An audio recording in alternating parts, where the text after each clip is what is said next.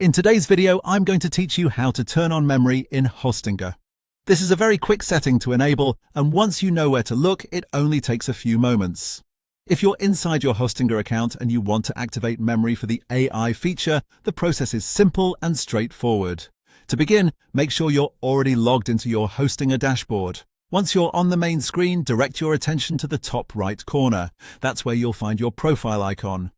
Go ahead and click on that profile icon to open the account menu. When the menu appears, look through the available options and click on AI Memory.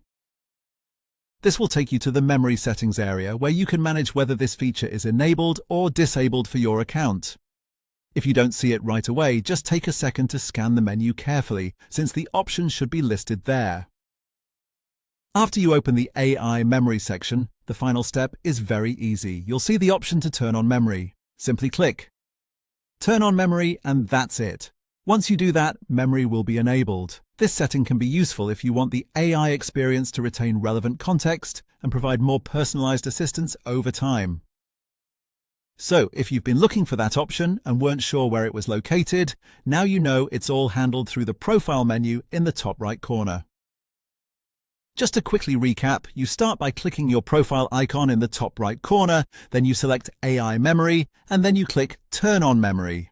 After that, the feature is enabled and ready to use.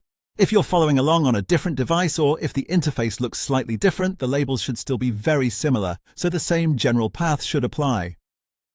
The main thing to remember is that the memory setting is accessed from your profile area, not from the main dashboard tools, and that's all there is to it.